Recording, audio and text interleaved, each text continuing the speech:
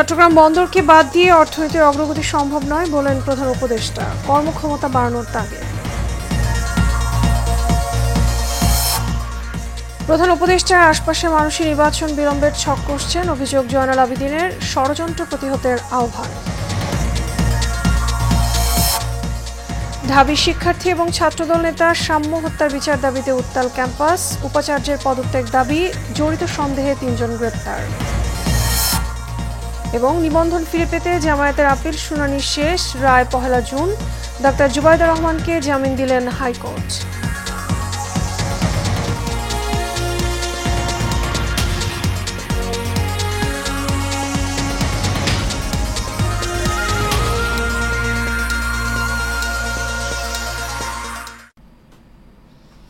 স্বাগত Asian prime নিউজে, আপনাদের সঙ্গে আছি আমি মিতা মৌসুমী। শুনছেন বিআরবি কেবল ইন্ডাস্ট্রিজ লিমিটেড সংবাদ শিরোনাম। এবারে চলে যাব বিস্তারিত সংবাদে। অন্তর্বর্তী সরকারের প্রধান উপদেষ্টা ডক্টর মোহাম্মদ ইউনূস বলেছেন, দেশের অর্থনীতি পরিবর্তনে চট্টগ্রাম বন্দরই মূল ভরসা। বন্দরকে বাদ দিয়ে অর্থনীতির উন্নতি সম্ভব নয়। একই সাথে বন্দর নগরী চট্টগ্রামের জলাবদ্ধতা চলতি মৌসুমে অর্ধেকে নামিয়ে আনতে সিটি কর্পোরেশনকে বেশ কিছু নির্দেশনা দেন প্রধান উপদেষ্টা। এছাড়া বহুল প্রতীক্ষিত নতুন কালুরঘাট সেতুর ভিত্তিপ্রস্তর স্থাপন করে প্রধান উপদেষ্টা বলেন, এই সেতুর ফলে দক্ষিণ চট্টগ্রামের মানুষের দীর্ঘদিনের দুর্ভোগ এবং কষ্ট শেষ হবে। বিস্তারিত রকিব মানিকের রিপোর্টে। চট্টগ্রাম বিশ্ববিদ্যালয়ের সমাবর্তন, বন্দর পরিদর্শন সহ বেশ কয়েকটি অনুষ্ঠানে যোগ দিতে সকালে চট্টগ্রাম পৌঁছান প্রধান উপদেষ্টা ডক্টর মোহাম্মদ ইউনূস। নগরীর সার্কিট হাউসে জলাবদ্ধতা নিরসন বিষয়ক এক মতবিনিময় সভায় যোগ দিয়ে প্রধান উপদেষ্টা বলেন, জলাবদ্ধতা ও যানজট বাণিজ্যিক নগরীর প্রধান সমস্যা। এর থেকে চিরতরে বের হয়ে আসতে হবে। চলতি বর্ষা মৌসুমে জলাবদ্ধতা নিরসন অর্ধেক নামিয়ে আনতে হবে। ক্রমান্বয়ে তা চিরতরে দূর করতে হবে। জলাবদ্ধতার যে সমস্যাটা, সেটা নিয়ে কি করা যেতে পারে, এটা এখানে সমাধান হয়ে যাবে না। এবার ক্লোজলি মনিটর করতে হবে যে কি হচ্ছে, প্রতিদিন কি হচ্ছে, যাতে করে এটা সংশোধনমূলক যা যা করা যায় সেটা করা। এরপরেই দেশের বৃহত্তর বন্দর পরিদর্শন করেন প্রধান উপদেষ্টা। এ সময় তিনি বলেন, দেশের অর্থনীতির মূল চালিকা শক্তি এই বন্দর। এটি বাদ দিয়ে কোনো উন্নতি সম্ভব নয়। বন্দরকে আধুনিকায়ন ও পণ্য সেবা ত্বরান্বিত করার পরামর্শ দেন তিনি। চট্টগ্রামের কি ভালো হবে মন্দ হবে সেটা চট্টগ্রামবাসীদের হাতে, বিশেষ করে। তবে চট্টগ্রামের ভালো হলে দেশেরও ভালো, এটা অঙ্গাঙ্গিভাবে জড়িত। চট্টগ্রামের যে অবস্থান সারা বাংলাদেশের অর্থনীতি এবং সমাজের সব দিকের বিষয়ে, এর ফলে চট্টগ্রামের কোনো ভালো হলে সেটা দেশের মঙ্গল হবে। বিশেষ করে আমাদের যত আন্তর্জাতিক সম্পর্ক, বন্দর, যে জিনিসপত্র আনা নেওয়া চট্টগ্রাম বন্দর দিয়ে হবে, এবং চট্টগ্রাম বন্দরের যত উন্নতি হবে দেশেরও তত উন্নতি হবে। আমি একটু আগে বলে আসছিলাম এক জায়গাতে যে চট্টগ্রাম বন্দর হলো বাংলাদেশের অর্থনীতির হৃৎপিণ্ড। পরে চট্টগ্রাম বিশ্ববিদ্যালয়ে ৫ম সমাবর্তন অনুষ্ঠানে যোগ দেন ডক্টর মোহাম্মদ ইউনূস। সমাবর্তনে ২০১১ থেকে ২০২৩ শিক্ষাবর্ষের প্রায় ২২,০০০ কৃতি শিক্ষার্থীকে সনদপত্র প্রদান করা হয়। সমাবর্তনে দারিদ্র্য বিমোচনে অবদানের জন্য প্রধান উপদেষ্টাকে ডিলিট ডিগ্রি দিয়ে সম্মানিত করা হয়। রকিব মানিক, এশিয়ান টেলিভিশন, ঢাকা। বিএনপি ক্ষমতায় যাওয়ার জন্য নয়, নির্ভয়ে ভোট দেওয়ার অধিকার প্রতিষ্ঠার জন্য আন্দোলন করে যাচ্ছে বলে জানিয়েছেন দলটির চেয়ারপারসনের উপদেষ্টা জয়নাল আবেদিন ফারুক। প্রেস ক্লাবে ফার্মেসি অ্যাসোসিয়েশন আয়োজিত এক অনুষ্ঠানে এসব কথা বলেন তিনি। কোনোভাবেই যেন নির্বাচন বিলম্বিত না হয় সে ব্যাপারে দেশের সবাইকে ঐক্যবদ্ধ থাকার আহ্বান জানিয়ে তিনি বলেন, প্রধান উপদেষ্টা আশপাশের মানুষের নির্বাচন বিলম্ব করার ছক কষছে। মোশাররফ তালুকদারের ক্যামেরায় কাউসার আহমেদের রিপোর্ট।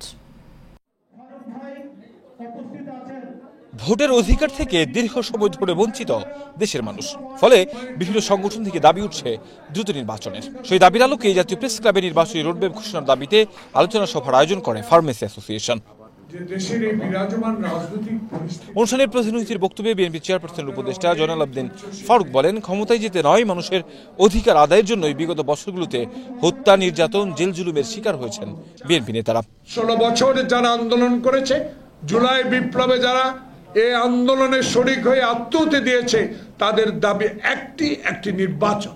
ঠিক তাদের দাবি একটা, 2018 সালের দিনের ভোট রাতে আর হবে না, 24 সালের মতো ভাইয়ে ভাইয়ে ভোট আর হবে না, 2014 সালে 154 জন বিনা প্রতিদ্বন্দ্বিতা যারা নির্বাচিত হয়েছে এমন ভোট আর হবে না। জনগণের ভোটের অধিকার কেড়ে নিতে প্রধান উপদেষ্টার আশপাশ থেকেই নির্বাচন বিলম্বের ছক্কশা হচ্ছে বলে অভিযোগ করেন তিনি। কারা আপনার আশেপাশে বসে গুনগুন করে আওয়ামী প্রেতাত্ত্বের দ্বারা আমার নির্বাচন বিলম্বিত করার হীন প্রচেষ্টা লিপ্ত, তাদের বিরুদ্ধে আগে ব্যবস্থা গ্রহণ আপনাকে। আমরা সত্য কথা বলেই আমাদের বিরুদ্ধে আচরণ করা হয়। নির্বাচনকে বিলম্বিত করে এমন কোন আচরণ জনগণ মেনে নেবে না বলেও মন্তব্য করেন বিএনপি নেতা। এই দেশে এক মাথা এক ভোট। কাউসার আহমেদ, এশিয়ান টেলিভিশন, ঢাকা।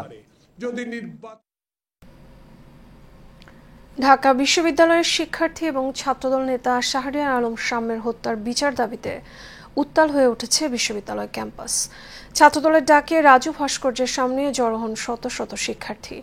সমাবেশে উপাচার্যের পদত্যাগের দাবি তোলেন শিক্ষার্থীরা। এ সময় ছাত্রদলের সাধারণ সম্পাদক নাসির উদ্দিন নাসির বলেছেন, ছাত্রদল নেতাকর্মীদের টার্গেট বানিয়ে হত্যা করা হচ্ছে। তিনি বলেন, সাম্য হত্যার দায় উপাচার্যকে নিতে হবে। ঢাকা বিশ্ববিদ্যালয়ের হল এবং প্রশাসন থেকে ফ্যাসিস্টদের সরিয়ে নেওয়ার দাবিও জানান তিনি। মঙ্গলবার মধ্যরাতে তুচ্ছ ঘটনাকে কেন্দ্র করে দুর্বৃত্তের ছুরিকাঘাতে সাম্য নিহত হন। সাম্য ঢাকা বিশ্ববিদ্যালয়ে আন্তর্জাতিক সম্পর্ক বিভাগের 2018-19 শিক্ষাবর্ষের ছাত্র এবং এফ রহমান হল ছাত্রদলের সাহিত্য ও প্রকাশনা সম্পাদক ছিলেন। এই ঘটনায় 3 জনকে গ্রেপ্তার করা হয়েছে।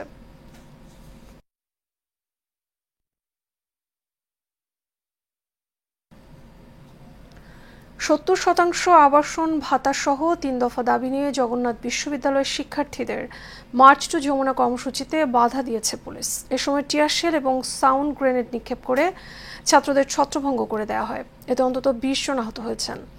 সকাল 11টায় বিশ্ববিদ্যালয় ক্যাম্পাস থেকে মার্চ টু যমুনা কর্মসূচি নিয়ে প্রধান উপদেষ্টার কার্যালয়ে যমুনা অভিমুখে যাত্রা করে শিক্ষার্থীরা। পথে পুলিশের বেশ কয়েকটি ব্যারিকেড ভেঙে এগিয়ে যায় আন্দোলনকারীরা। তবে কাকরাইল মোড়ে পৌঁছালে সেখানে পুলিশ বাধা দেয়। এ সময় আন্দোলনরত শিক্ষার্থী এবং পুলিশের মধ্যে ইটপাটকেল নিক্ষেপ এবং ধাওয়া পাল্টা ধাওয়ার ঘটনা ঘটে। এক পর্যায়ে সাউন্ড গ্রেনেড এবং টিয়ারশেল নিক্ষেপ করে শিক্ষার্থীদের ছত্রভঙ্গ করে দেয় আইনশৃঙ্খলা বাহিনী। জামায়াতের নিবন্ধন এবং প্রতীক ফিরে পাওয়ার আপিলের শুনানি শেষ হয়েছে। আগামী 1 জুন রায় ঘোষণা করবেন সর্বোচ্চ আদালত। আজ প্রধান বিচারপতি সৈয়দ রেফাত আহমেদের নেতৃত্বে 4 বিচারপতির আপিল বেঞ্চে জামায়াতের নিবন্ধন এবং প্রতীক ফিরে পাওয়ার শুনানি শুরু হয়।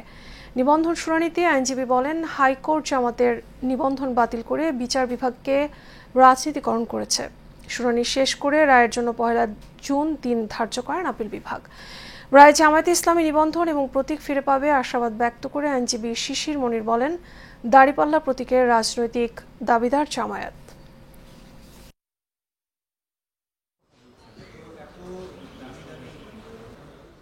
তোমারটা আগে দাও মিয়া, তুমি আরেকজনটা খোঁজাখুঁজি। 2008 সালে জামায়াতকে ইলেকশন কমিশন একটি নিবন্ধন ইস্যু করেন, কিন্তু বাংলাদেশের হাইকোর্ট মেজরিটির জাজমেন্টের ভিত্তিতে এই নিবন্ধনটি বাতিল করেন। এর বিরুদ্ধে আমরা আপিল করেছিলাম। আপিল মামলার শুনানি আজকে শেষ হয়েছে। শুনানি অন্তে আগামী 1 জুন 2025-এ এই মামলার রায়ের জন্য দিন নির্ধারণ করা হয়েছে।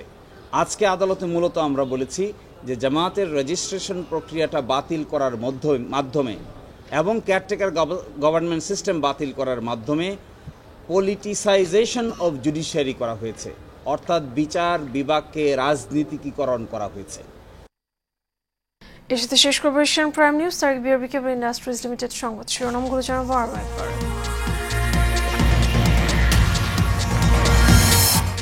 চট্টগ্রাম বন্দরকে বাদ দিয়ে অর্থনীতির অগ্রগতি সম্ভব নয় বললেন প্রধান উপদেষ্টা। কর্মক্ষমতা বাড়ানোর তাগিদ। প্রধান উপদেষ্টার আশপাশের মানুষের নির্বাচন বিলম্বের ছক কষছেন, অভিযোগ জয়নাল আবেদিনের। ষড়যন্ত্র প্রতিহতের আহ্বান। ঢাবি শিক্ষার্থী এবং ছাত্রদল নেতার সাম্য হত্যার বিচার দাবিতে উত্তাল ক্যাম্পাস। উপাচার্যের পদত্যাগ দাবি, জড়িত সন্দেহে 3 জন গ্রেপ্তার। এবং নিবন্ধন ফিরে পেতে জামায়াতের আপিল শুনানি শেষ, রায় 1 জুন।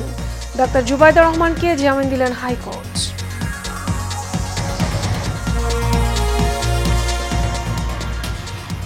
এশিয়ান প্রাইম নিউজ এ পর্যন্তই। আমাদের পরবর্তী সংবাদ দেখার আমন্ত্রণ রইল। এতক্ষণ সাথে থাকার জন্য ধন্যবাদ সবাই।